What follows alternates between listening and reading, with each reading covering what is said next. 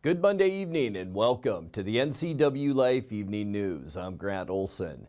Before we get to tonight's top stories, let's take a quick look outside our snowy weather window on this Monday, our final Monday of February. And as we look down at Pybus Public Market, you can see the snow. Boy, it began about 10 this morning, was still falling about mid-afternoon, and not a lot of accumulation out of this and not a lot of moisture either. Just a lot of light snow out there. That will continue overnight tonight.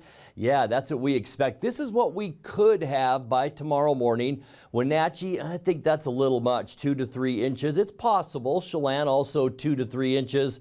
As usual, most of the heavier snowfall will be back into the Cascades. So if you're traveling that way, be very, very careful. Winter travel has returned.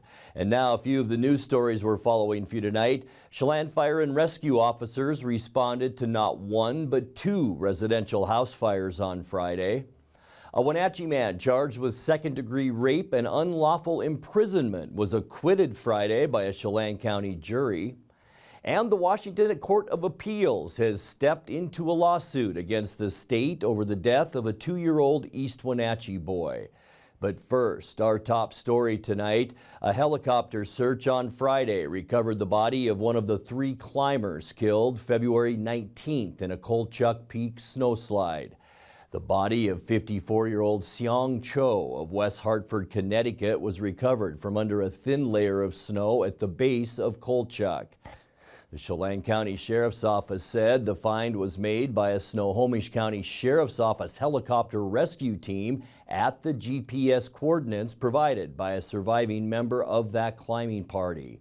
The remaining 2 fallen climbers, 60-year-old Jeannie Lee of Bayside, New York, and 66-year-old Yoon Park of Palisades Park, New Jersey, were not recovered.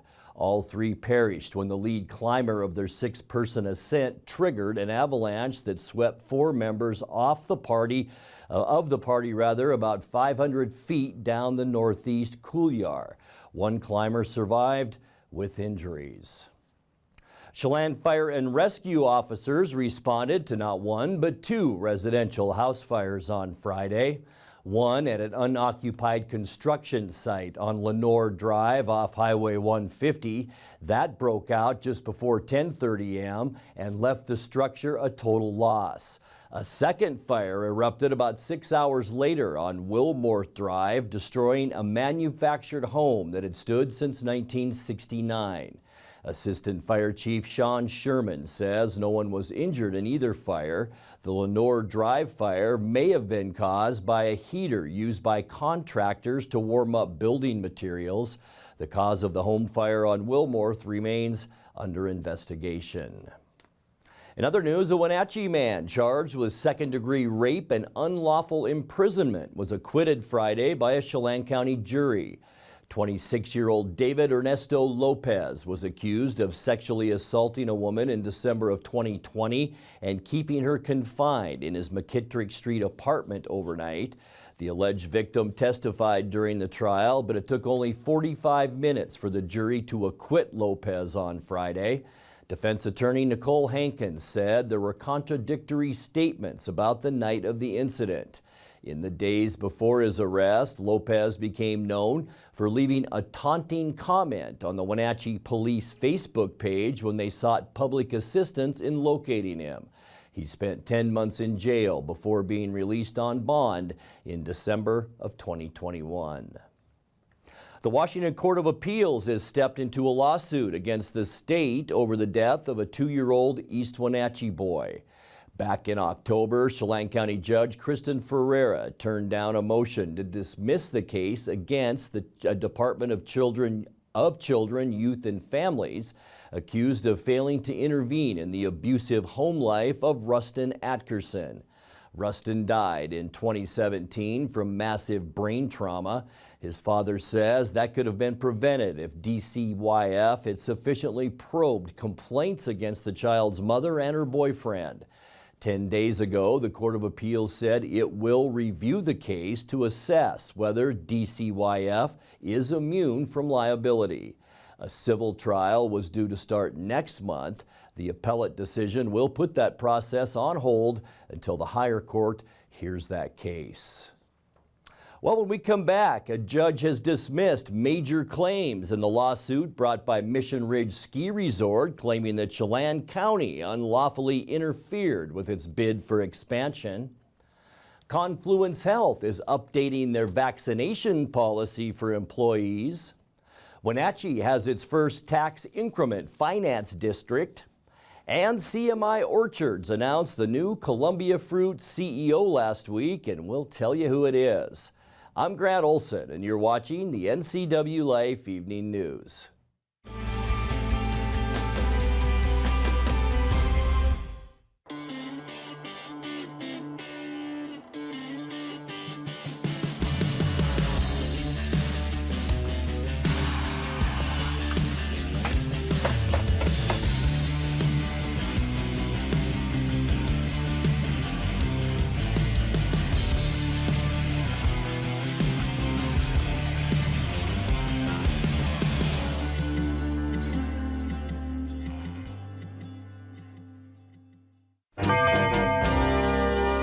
Getting ready for the boating season is easy with the help of Bob File Boats and Motors. Now's the time of year to upgrade your boat from a new motor, a bow mount, installing a state-of-the-art GPS fish finder, or just fixing your trailer lights. Make your appointment today. With marine technology changing fast, the service department stays up to date with the newest developments and factory certifications. Spend more time on the water and less time at the shore. Get ready for summer fun now at Bob File Boats and Motors. Introducing Alpine Airman. Because every home needs a superhero to eliminate poor indoor air quality, send inefficient operating equipment packing, and cut high energy bills down to size. For heating or cooling and equipment replacement, turn to the experts and the superheroes at Carrier and Alpine Air.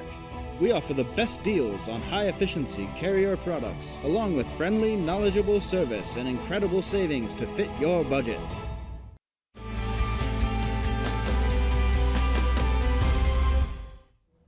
Welcome back. In other news, a judge has dismissed major claims in the lawsuit brought by Mission Ridge Ski Resort, claiming that Chelan County unlawfully interfered with its bid for expansion.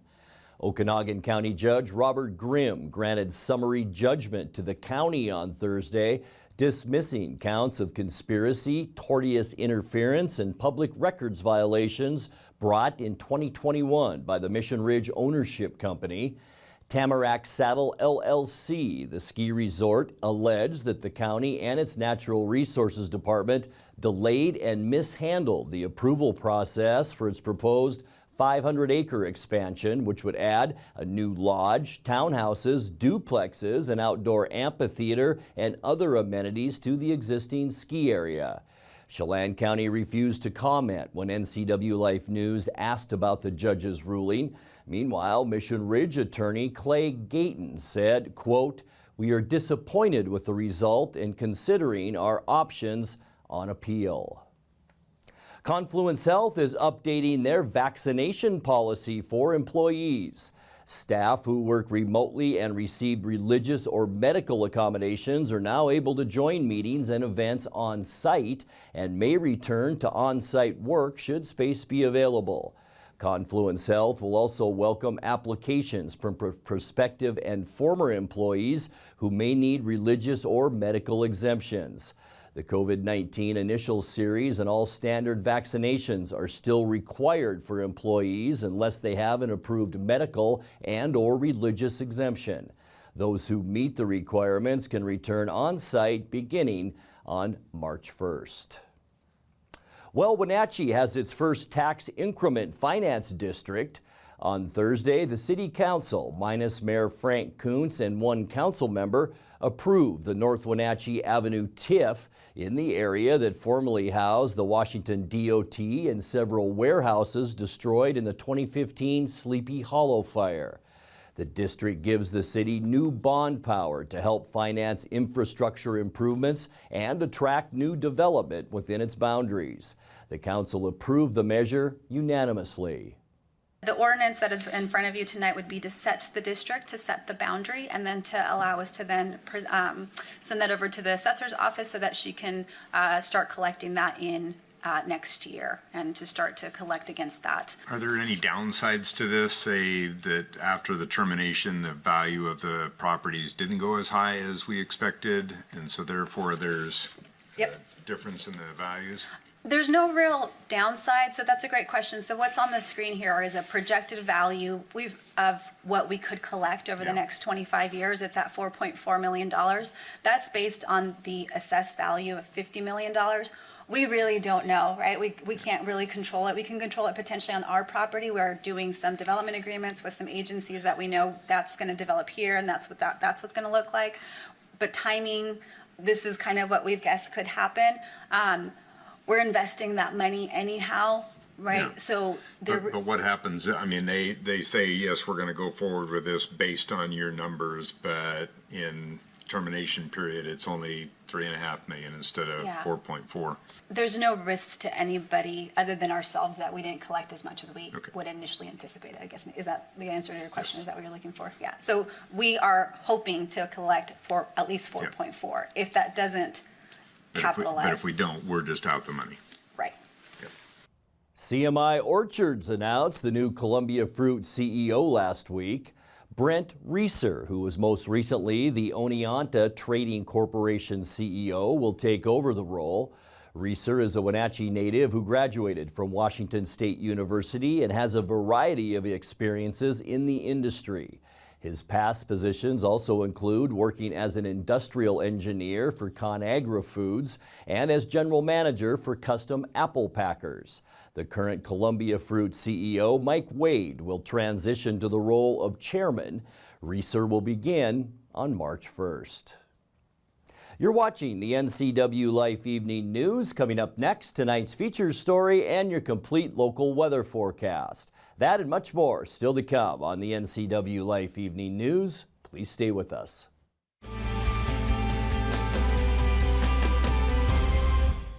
At Prestige Senior Living, we celebrate life at every age.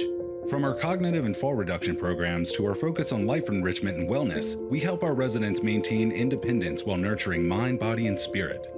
Residents also enjoy a wide variety of amenities and services, including restaurant quality dining, housekeeping, a full calendar of events, and so much more. To learn more or to schedule a tour, visit us at prestigecare.com or call the number on your screen. We can't wait to show you around.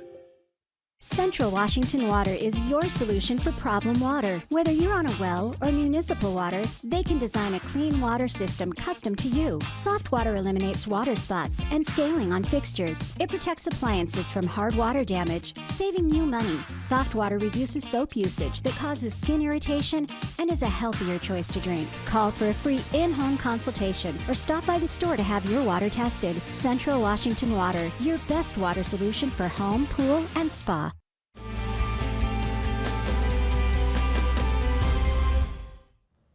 Welcome back to the NCWLIFE Evening News. In tonight's feature story, Governor Jay Inslee made a stop in Wenatchee to tour the Center for Alcohol and Drug Treatment during his Chelan County visit on Friday. The center, which provides detox, inpatient and outpatient services to people in addiction recovery, is requesting $20 million for a new facility.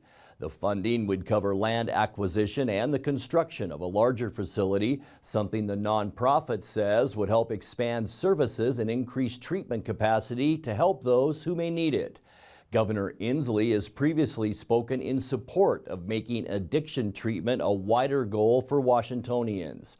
He stood with Wenatchee Mayor Frank Kuntz and Chelan County Commissioner Kevin Overbay as he spoke with NCWLIFE News. Well, unfortunately, we have thousands of people in our beautiful state suffering addiction, and we know that they have struggles, and we know that treatment can really work.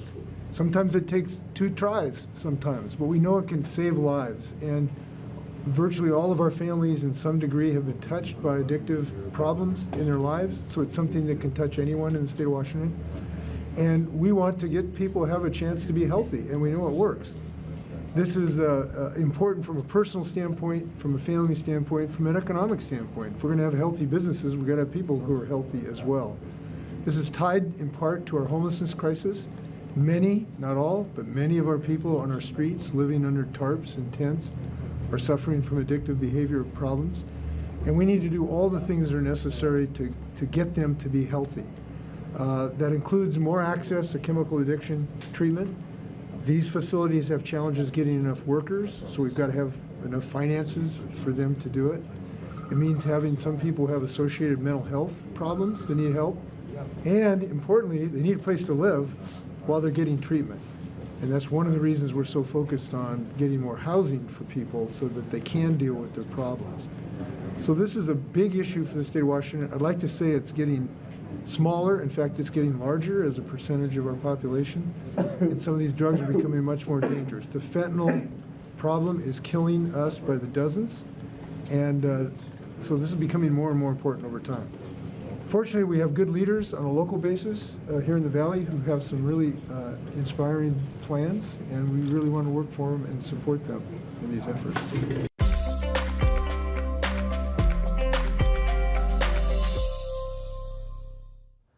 Time now to take a look at your North Central Washington weather forecast. Hope your weekend was fantastic. Weather-wise, it wasn't all that bad. I walked the Loop Trail a while yesterday, and really weather not too bad. The breeze a little bit chilly, but all in all, a decent weekend. And today, a little bit different story. Started snowing lightly at about 10 o'clock this morning. And as we look at downtown Wenatchee from our Cascadians North camera, you can see still snow. We can't see the Cascades in the background. We've just been that light, sort of wet snow all day, but not all that much moisture associated with that. 1/100th of an inch is all that we've picked up throughout the day today.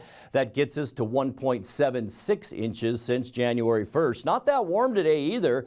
28 degrees unofficially our high temperature today, and that's well below where we should be at 46 for this time of year. Our record, beautiful day back in 2016, 62 degrees. 21 our low this morning, 30 is normal now for this time of year, and our record cold, 12 degrees, and that was in 1993. Sunrise, 6:45, and the sun sets now at 5:43. Taking a look at our Tuesday temperatures and what we can expect, it will be a little bit drier tomorrow. We do have that chance for some snow tomorrow, but temperatures will warm up. 38 in Moses Lake, 37 for Ephrata, 35 in the Quincy area, 34 in Wenatchee, and we'll see low 30s from Eniat up into Omak. 32 the high temperature tomorrow if you're headed up to Leavenworth. Let's take a look at tonight now, and we do expect cloudy skies. We'll stay with about a 50% chance for snow as this area of low pressure stays put in western Washington, and that could bring some of that snow our way overnight tonight. Low temperatures in the upper 20s, getting you into Tuesday, as we talked about, a little bit quieter, although we still do have a 30% chance of snow. That low pressure will slowly push off to the east, but it's going to drag some clouds and moisture with it as it does so. But then by the time we get into Wednesday, things will be a little bit better. In fact, we're going to call it mostly sunny, just some high clouds on Wednesday, a little bit warmer with high temperatures in the upper 30s. So by all means, get outside Wednesday if you can. It's going to be one of our nicer days. Thursday, we get back into a westerly, northwesterly flow. Lots of wind right through central Washington. We could see a 30% chance for rain mixed with snow. High temperatures warmer into the low 40s for Thursday, but once again, very windy on Thursday. Partly cloudy and mild then as we get into the weekend. A mini ridge of high pressure over the Pacific Northwest. Most of the shower activity will stay in western Washington. Going to be a nice day. High temperatures Friday into those low 40s. And then kicking off our weekend, here's our next weather maker. Going to bring us some morning snow on Saturday. Scattered snow showers in the afternoon. Cooler too on Saturday with high temperatures going back down into the mid-30s. And then for Sunday, that area of low pressure stays put, but it kind of weakens as it continues to spin clouds and some rain and snow our way. We will see decent temperatures on Sunday with highs then in the upper 30s. Let's take a look now at your 7-day forecast. It's brought to us by Apple Valley Honda. And tonight, 23 for an overnight low, and that's it for the 20s for a while. That's nice. 34 64 on Tuesday with some snow. Mostly sunny, 37 Wednesday. Back to the rain mixed with snow on Thursday. But notice the temperatures Thursday into Friday, 42 degrees. Morning snow Saturday, afternoon rain and snow on Sunday. A little bit cooler this weekend too, with highs in the mid to upper 30s. And that's a look at your local weather forecast. Coming up next, tonight's sports report with Eric Granstrom and more as the NCWLIFE Evening News continues right after this.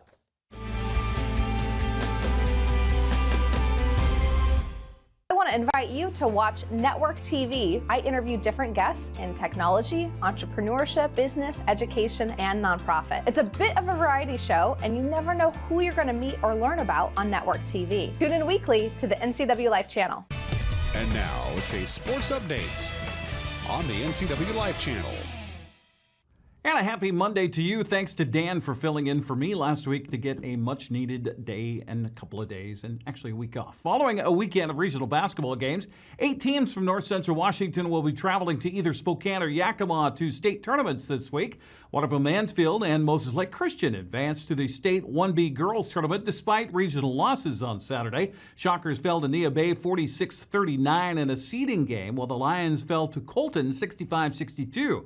Moses Lake Christian faces a loser-out game at the Spokane Veterans Memorial Arena Wednesday morning at 9 a.m. against Odessa. Waterville Mansfield will take on Yakima Nation Tribal School at 2 o'clock in the afternoon. The Moses Lake Christian boys will also advance to the State B tournament despite a 48-34 loss to Willapa Valley Saturday. Riverside Christian had its season come to an end in the regional round Saturday, falling to Sound Christian Academy 61-52. The Lions will face Sound Christian Wednesday night at 7:15 in Spokane in a must-win game to move on to the quarterfinals. Okanagan girls continued their domination in 2B basketball with a regional round winner and a rout of Rainier Saturday, 64-26 the final. Bulldogs are a number 2 seed at the state tournament in Spokane and await the winner of Liberty Spangle and Mabton Thursday night at 9 o'clock in the quarterfinals.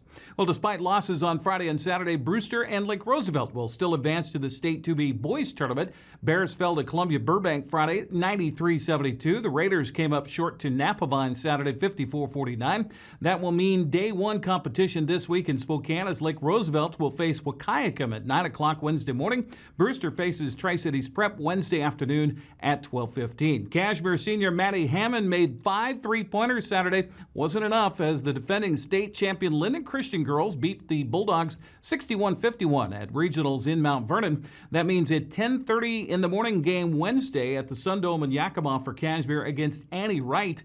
A win Wednesday would guarantee the Bulldogs 2 more games. Well, the OMAC boys had their season come to an end in the regional round Saturday, falling to Lakeside 9 Mile Falls 58-52, the final in that one. Well, the Wenatchee Wild had a 1-1 weekend north of the border in BCHL play. Penticton showed why they're the best team in the league Friday with a 6-2 win over Wenatchee at the South Okanagan Event Center. After Saturday's win over Prince George, the V's are an incredible 41-3 so far on the season. Wenatchee bounced back Saturday with a 3-1 win at Merritt. The Centennials broke the ice first and led 1-0 in the second when Luke Weiland scored his second goal of the weekend to spark a charge for Wenatchee. There, though, as Lowe picks up the long rebound back at the point. Tackled in front of the penalty boxes is Marshall as Krill got the arm draped around him. Weiland brings it ahead with Marshall. Wrist shot. He scores! Luke Weiland puts one away on a 2-on-none, and the Wenatchee Wild have their first goal of the night. It is Luke Weiland. Hovsepian gets a stick lift trying to gain the rebound with 2 minutes left in the second period. Game tied at 1 apiece. One-timer in front, they score! Berger to the back door, points to the net by the power vested in Micah Berger. Micah Berger says it's a good goal and it's 2-1. Johnson gets to it first, hammers it ahead. Wild get to it near blue line with Gasparini. Somoza zips it through center. The net is empty and Parker Murray dumps it in to the empty net. It is 3-1. And that would be the final score. Wenatchee returns home Saturday for a single game against Chilliwack at the Town Toyota Center at 6:05. There was nothing to write home about in Seattle's NHL game Sunday against Toronto. The Leafs dominated the Kraken 5-1 at Climate Pledge Arena. Vince Dunn, the only player to find the back of the net for Seattle. Kraken will be on the road tomorrow at 5 o'clock against St. Louis. You can watch that on Root Sports Northwest. Well, Eastern Washington stumbled for the first time at Big Sky play this season. Saturday in men's college basketball, Eagles fell to Idaho State 71-63 to see their record blemished at 16-1. Still not bad. Washington State beat Cal Saturday 63-57. Washington fell to Stanford yesterday 81-69. Big day at the Kennel Saturday as Gonzaga beat St. Mary's 77-68. ESPN's College Game Day was on campus for a live show starting at 6 o'clock in the morning. Bulldogs took care of business in the game, earning Gonzaga at least a share of the WCC championship for the 11th straight season. Coach Mark Few proud of his team's accomplishment. Really, as I told him after the game, man, I'm proud of him. This was not looking good. Several times, whether it was walking off the floor against Purdue or walking off the floor at Texas or walking off the floor after we lost a couple games, even down at St. Mary's where you're 2 games back. But they hung with it and, just put their heads down and got themselves back to where, we always like to be, which is winning the championship. And hey, it's a worthy program and team to share one this year. St. Mary's had a heck of a year, and it was a heck of a game tonight, and we could not put them away. Gonzaga will be the number 2 seed at the WCC tournament in Las Vegas coming up this weekend. Women's college basketball Saturday. Eastern Washington dumped Idaho State 64-44. 17th-ranked UCLA beat Washington 70-62. USC topped Washington State in overtime 68-65. 18th-ranked Gonzaga beat BYU 58-51 to improve to 27-3 on the season. Well, the Seattle Sounders FC breezed to their first win in Major League Soccer play Sunday down in Colorado 4-0 at Lumen Field. Christian Rodan broke through the games with the first goal in the 25th minute. Jordan Morris scored the first of 2 goals for him on the night in the 45th minute. Seattle's off until Saturday when it travels to Real Salt Lake at 7:30. Despite a 2-homer day from Jared Kelenic, Mariners fell to Kansas City in Cactus League play Sunday 8-7 the final. Kelenic 2 for 3 at the plate with 3 RBI and his 2 home runs. Manager Scott Service happy to see Jared continue to take steps in a positive direction. Some good signs there. Obviously, Jared Kelenic swung the bat just outstanding today. Right on it, and even the ball he made it out on, he smoked the center field. So, got off to a little bit of a rocky start early, but I thought we had some really good at-bats through the middle part of the game and played some really good defense. Some of our younger guys later in the game showing what they can do. So, again, early in spring, seeing some good signs from some key guys, and that's great. He has kind of revamped his swing a little bit. You are going to see more balls in the middle of the field than the opposite field. But I'm really happy, where he's at. The timing's there. He's right on everything. And, there's still going to be some bumps in the road along the way, but couldn't get much better than what he did today. It is really important. For whatever reason, he has been a Royals killer. Throughout his career, when he's played against the Royals, things have gone pretty well. But really good. He's been in a great frame of mind and believing in the adjustments he has made over the winter. And it's great when you get some results early on. No question. He looks more comfortable. And he knows what to expect. He's been through springs. He's been in competitions before. So, we just keep him going. Chris Flexen was on the mound earlier today. Seattle in Glendale will take on the Chicago White Sox. We'll have that score for you coming up tomorrow. That's a look at sports news. Grant, back to you. Thank you very much, Eric. Nice to see you back. And now let's check in with Dan Kuntz for a look at what's coming up tomorrow morning on Wake Up Wenatchee Valley. Dan? Thanks, Grant. On the next edition of my award-winning program, Jamie for the Wenatchee Valley Museum and Cultural Center will join us to talk about spring break camps and summer camps and First Fridays and our exhibits, sorting out race, and the high school regional art show. March is a busy month for the Wenatchee Valley Museum and Cultural Center. So is April, February, November, and the other 9 I didn't mention. Jamie, my guest tomorrow on Wake Up Wenatchee Valley, all things museum. Grant, back to you. Thank you very much, guys. And that'll do it for our newscast tonight. For more on these stories and other news from around North Central Washington, you can find us on Facebook or our website at ncwlife.com. And remember, if you see news happening, we'd like to hear from you. You can send us an email at news@ncwlife.com or give us a call at 888-NCWL. That's 888-6295. I'm Grant Olson. Thanks so much for being with us. Have a great night.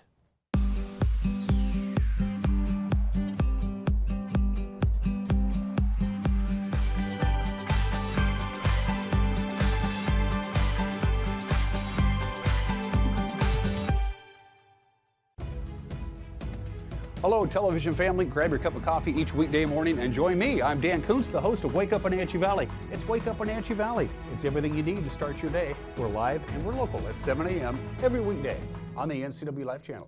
News, weather, and sports. It's all here weekdays at 5, 6, and 10 on your local news source, the NCWLIFE channel.